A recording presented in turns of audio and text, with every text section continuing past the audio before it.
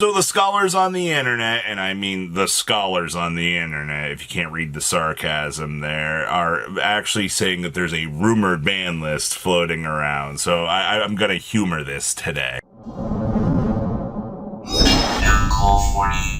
So make sure you guys smash the crap out of this subscribe button so you guys don't miss out on more content. So I've read several posts over the last 4 days. This has been great, and I've heard all different things from people going, this is what's going to happen on the list. Trust me, my uncle's dad works it. It's ridiculous to think about this. So we're going to talk about some of the things and similarities that I've seen across the board here. And I wanted to talk about the ones that are basically tied into the OCG ban list and what we realistically think is going to happen here. So Herald of the Arclight going away. I'm going to have a heart attack looking at the same post over and over about Herald of the Arclight. It does not take a genius to note that the TCG wants Herald of the Arclight banned. This has been the most requested card that we have wanted to see going away. And it does not take a crazy duelist to want to see the removal of this card. It does too much. Being able to be an Omni-Negate, being able to search for a one card package that gets the ability to basically just open up some crazy doors. I perfectly understand at this point why this needs to actually happen. And if you've not seen this, it has been one of the craziest, little things to see in this modern game. Like, if you've not looked at competitive Yu-Gi-Oh at all, this is the hit right now that the TCG is begging to actually happen. So I am definitely looking forward to seeing how the TCG actually does handle Herald, because if they don't do anything about this is going to be bad. Joe to 1. Wow. I never would have guessed that we would be seeing a possible canine hit. It's almost like they're copy and pasting things that have happened in the OCG and trying to pass them off on, a realistic scale, because things need to happen to canine at this point.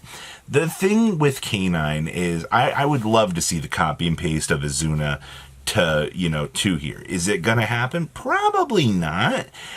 Canine in its entirety has not been great. The whole idea that Canine has been doing very, very strongly, it has. Vanquish Soul has proven over and over that this has been a systematically good package, but it's just Joe Cool is too generically powerful. And why they made Joe Cool interact with any 5 while they made Lantern specifically only revive back components in the canine archetype, that doesn't make really too much sense from that standpoint. So either way, seeing a limiting on canine would very much slow down that package. And honestly, hitting Joe Cool doesn't hurt their reprint equity at all. Joe Cool it's an OTS ultimate. Big whoop-de-doo, it's doing the same thing. Does really printing a card as an OTS ultimate, protect it from a reprint status? Because no, that should not be the case whatsoever. So am not shocked to see in here that more people want Joe Cool to actually go. All right. Faimena to 1. This is the death of Canine, the death of Dracotail.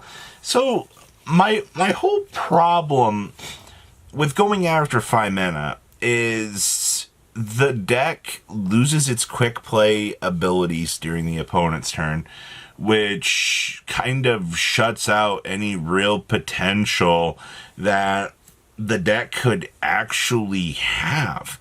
And I guess if you take away Faimena, well, there goes, the idea of incorporating the Shadal package with the deck in the future.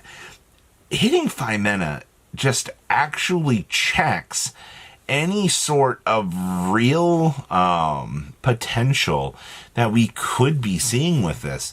And that's kind of sad, actually. I'm not saying that, being able to pitch this and do a quick play fusion during your opponent's turn is all that fair, because it's not. But I mean, like, hitting, Ketu Dracotail would feel like it does better. And I don't know why, we would want to deviate from hitting Ketu Dracotail and potentially hitting Malulu like the OCG was doing and slowing down this, the whole pile.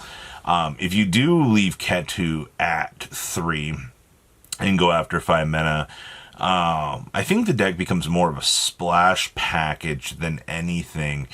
And that's not necessarily, I guess, a bad thing. I don't know. I could work with this either way. There's just, I don't know, man. Faimena versus Ketu is such a weird potential hit that it, I guess, just works out. I don't know. I don't like that. Pre-prep to 1. Wow, if it doesn't take a scholar to look at this.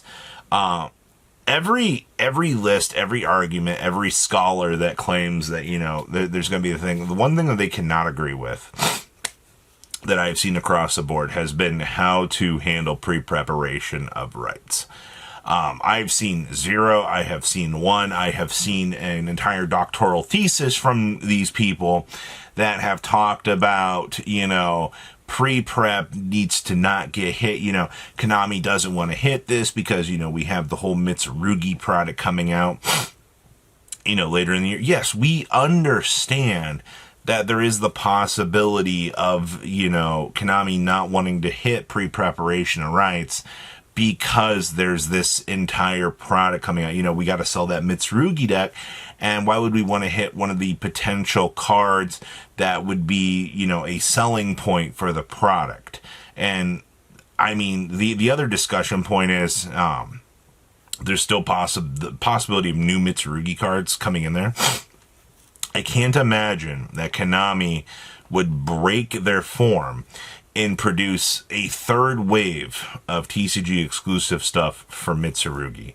It breaks every known mold that we've had because it's been 2 waves of stuff in the TCG, and there's not really a place to put a third wave in the OCG for a release window until next year. And will actually be this year in the World Premiere Pack. So I don't know. That's an entirely different can of worms, because the page does hint that there could be new Mitsurugi stuff. So maybe outright just getting rid of pre-prep would be a realistic approach to see. So I don't know, man. It's an interesting one.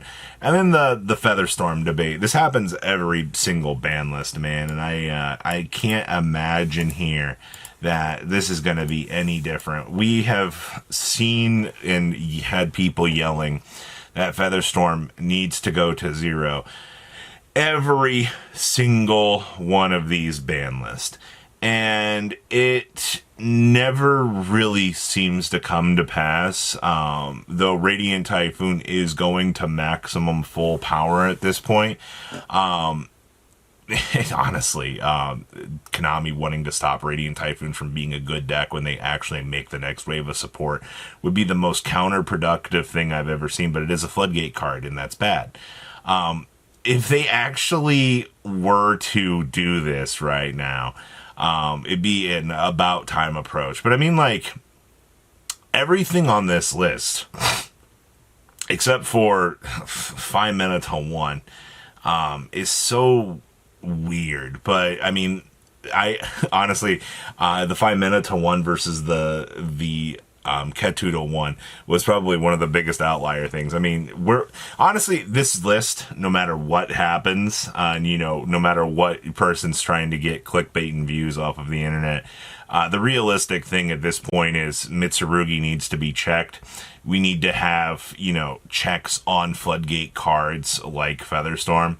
Canine package being, if you're reducing the ceiling down and you're leaving Canine alone, if you're not actually gonna, hit Joe Cool or something like that to a 1, you just cause more problems. So that's where we are right now. And I mean, it's just, it's to be expected, I guess. I actually hope that we get a list soon here. So please leave a comment down below. Tell me what you guys think. And I'll see your beautiful faces back here in a day, guys. Patrons, thank you.